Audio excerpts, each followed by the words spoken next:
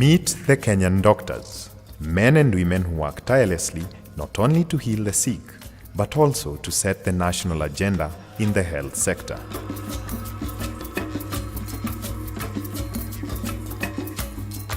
The doctor occupies a position that no other professional occupies. We, as doctors, are the ones that are closest to human suffering and human hope. It all boils down to the patient. It's the public, it's the people we engage with. It's all to make sure that at the end of the day, we can serve the public better. We can ensure that there's quality healthcare out there. These doctors have banded together to form the Kenya Medical Association, KMA, a professional body that promotes the practice of medicine in Kenya. KMA's mandate is to uphold high standards of medical ethics and conduct, advise the government, other medical bodies, and the general public on matters related to health, promote the welfare of doctors, maintain the honor and interest of the medical profession, support continuing professional development, and liaise with peer medical associations around the world.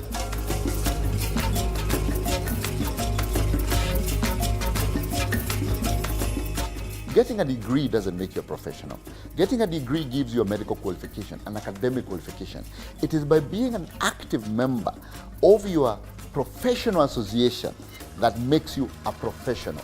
So the people you associate with, your peers who recognize you, those are the ones who give you the way to professionalism. Just that networking, professional development, and the social interaction as a doctor, because we work a lot, many hours spent with patients, so the only time is when you associate with other professionals and other people.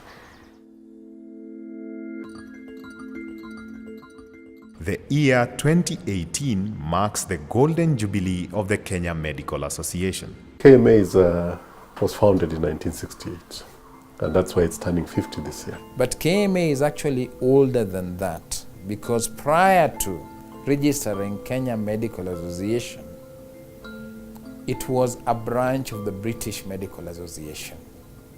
So all our seniors used to be members of the British Medical Association Kenya branch.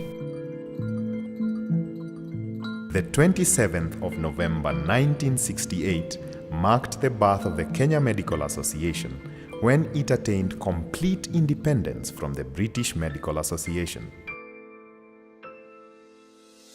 Professor J.M. Mungai was elected as the first president of KMA.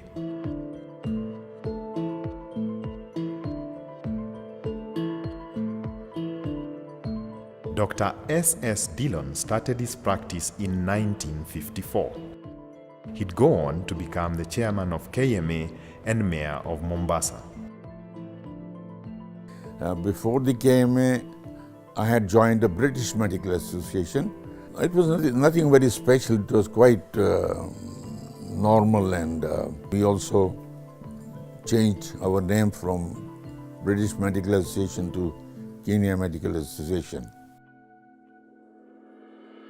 Dr. Joseph Aluoch qualified as a medical doctor in the 1960s and recalls his early days in the association. I did not know much about KMA.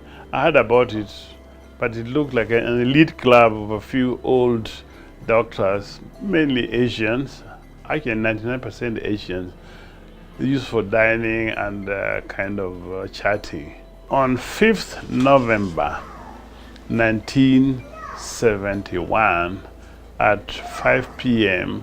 on a Friday, I was picked up from the new, we call them those days, new doctors' flats. They had just been built, and we were the first lot of doctors to occupy them.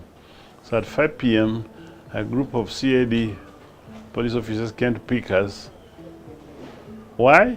Because a strike of doctors had been declared for the first time in post-independent Kenya.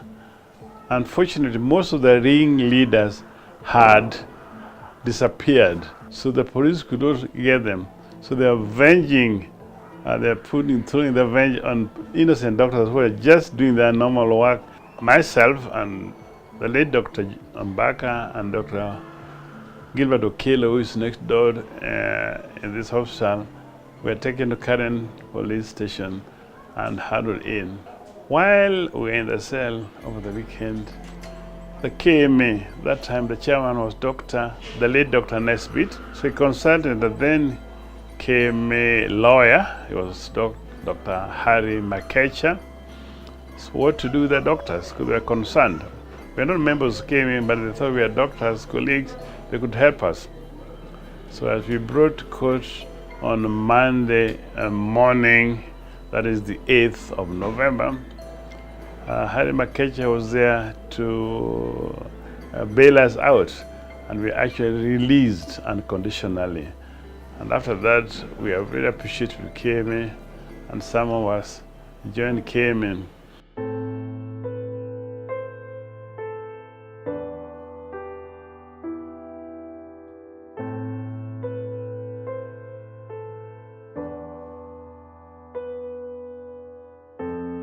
My involvement with KMA actually predates my qualification.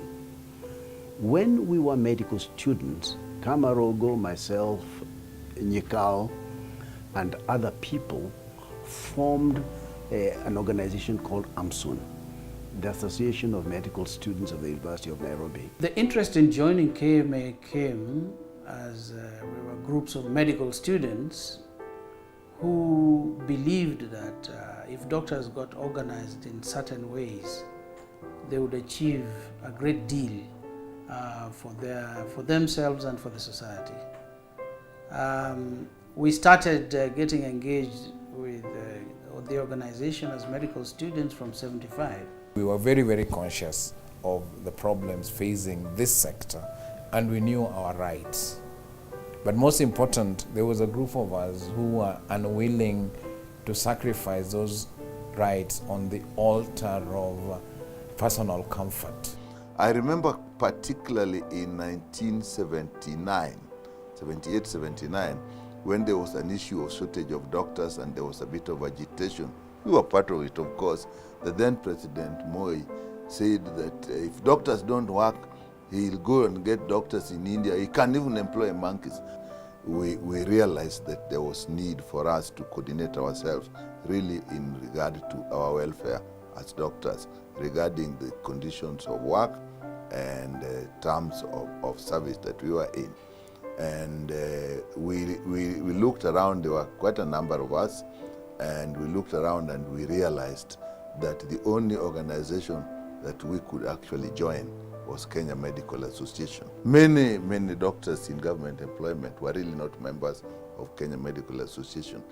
And these are the doctors who actually had a lot of welfare issues. So we felt that it was necessary that we get in and see how this organization can help us. Let me say that at the beginning, we felt that this thing is not helpful. This KMA is a private doctors thing, and we even called it a Tea Party organization. But some of the older members told us that if you wanted to change, join it and change it. So we say, we'll take up the challenge. And then we actually mobilized ourselves.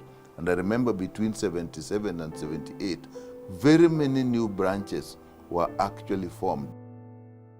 The first 10 years of KMA had black doctors in the minority. This was reflected in the leadership.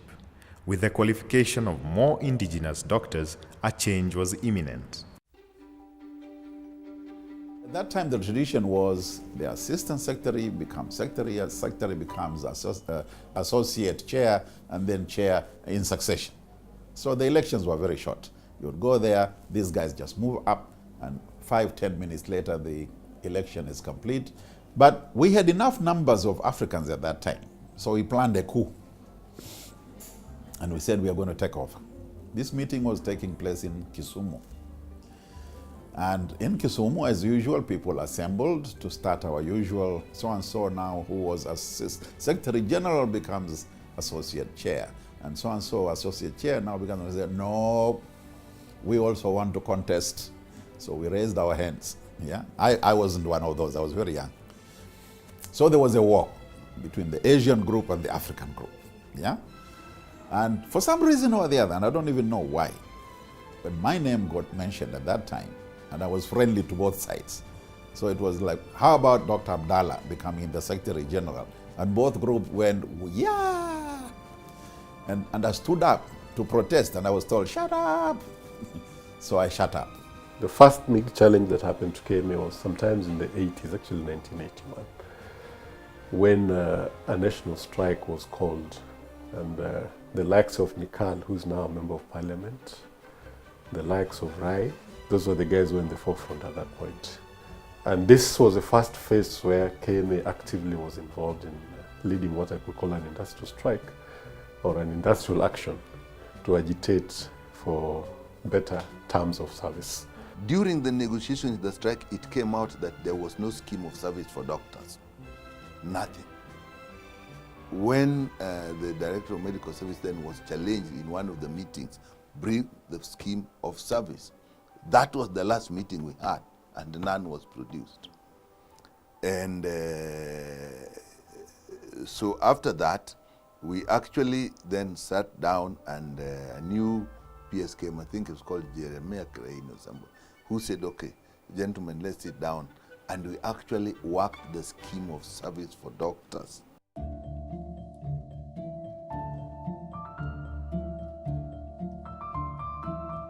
KMA's role focused not only on doctors' welfare and remuneration, but spread also to the national health agenda and informed government policy and legislation.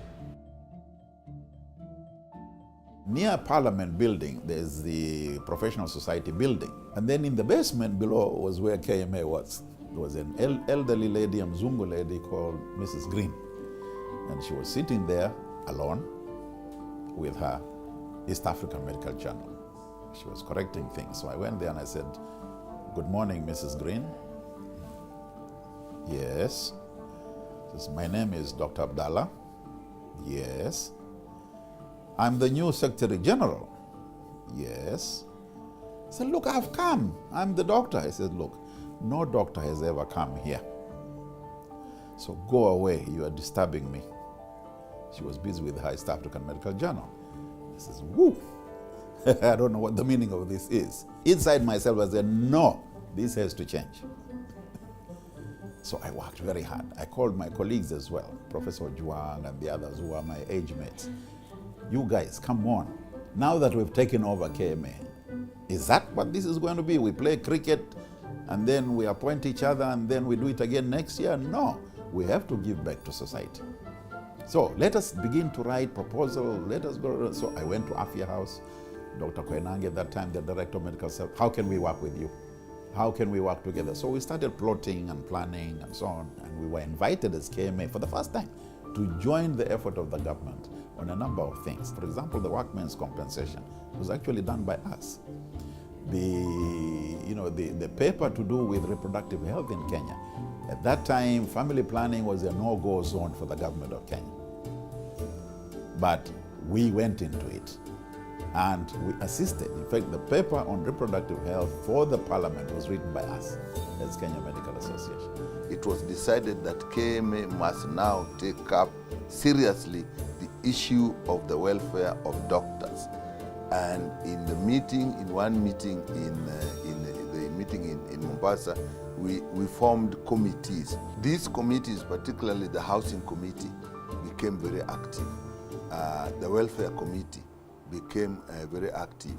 The family planning committee actually was very helpful in sourcing funds. So suddenly KMA became so busy. And this dungeon in the basement of professionals no longer became tenable. We had to do something else. We were lucky. We had a guy on our side because we had now agreed Asians and Africans are going to join hands. A guy called Yusuf Haraj. Bold character he was, yeah? Quiet but mischievous in his own ways. He could enter any door in this republic, So he says, let's go and tell the government we are doing a good thing, they know it. We wrote compensation for them, we wrote World Bank papers for them, why can't they look back and give us something? He says, yeah, sounds like a good idea. So we went to office of the president and we said, we are here, we are your servants, we are doing a good thing, don't you think? We scratch your back, you scratch our back. So we were told, okay, you go, we'll let you know. For about 2 years, we didn't hear from them. And then suddenly one day, we were told, come. You are wanted in State House, 7:30 in the morning. We had no idea why we were wanted in State. We had forgotten about the application. We actually had an emergency KMA meeting that evening in the dungeon. One of us did something wrong, because those days when you are called, you disappear, you don't come back. You know? So we said, something is wrong. If any one of us has done something, please own up. Don't put into trouble the rest of us. And we searched ourselves. Okay, let's go. So in the morning we woke up, we told our wives, you know, in case I don't come back, look after the children. And we went. And then it was like, you remember, you guys, you said you wanted help from the government? Yeah. We like you, you're doing a good thing. What we don't like is LSK. These lawyers, troublesome. But you guys, you're doing a good job. So we've agreed we will give you. So they gave us the current plot where the Kenya Medical Association is. A 4-acre plot with 2 houses on it.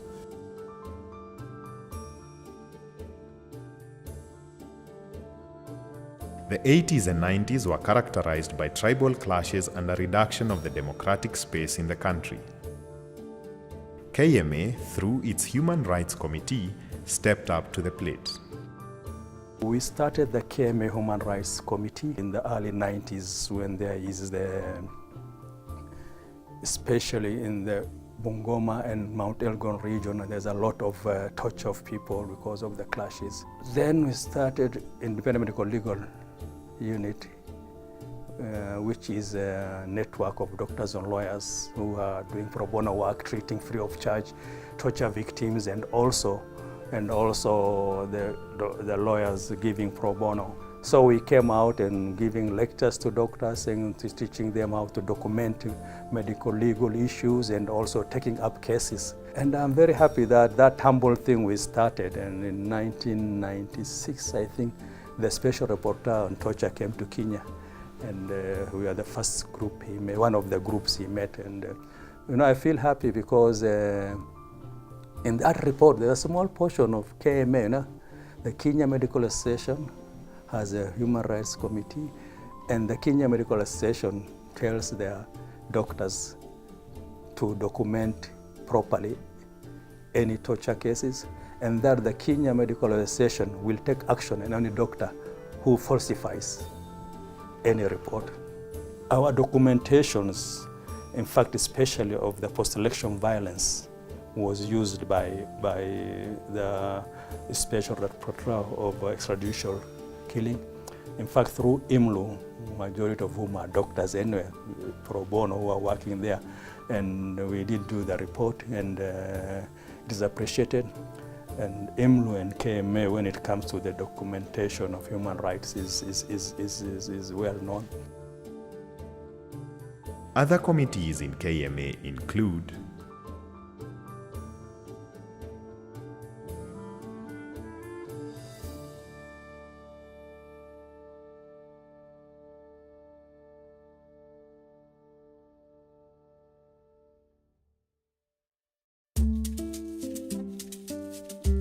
the mid-90s saw a drastic change in the leadership vision of KMA.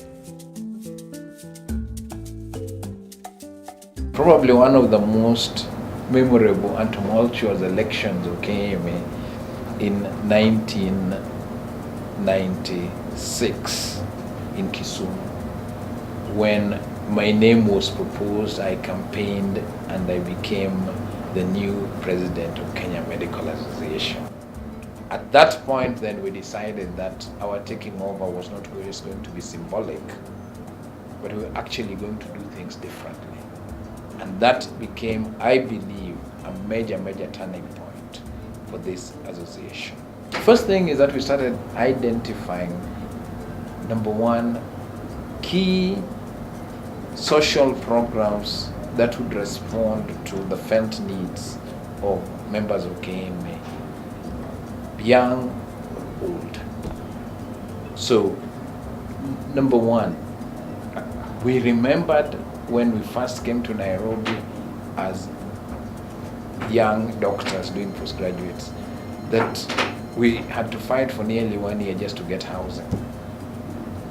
That is where the housing cooperative comes in. To date, the housing cooperative has done us very proud because, as you are aware, we have actually developed estates starting from the first one in South Sea, which is called KMA Estate. Subsequently, there was one in Otiende, KMA Otiende, and then we've had one on Riera Road, just near the junction shopping mall. And the last one now that is going on is one in Mtwapa, which is a high-end facility. The model of KMA housing is that you subscribe as a member because it's a SACCO. And when there's a project, then they look for project financing at discounted rates, very good interest rates. And so you can either get a loan, or if you have the money,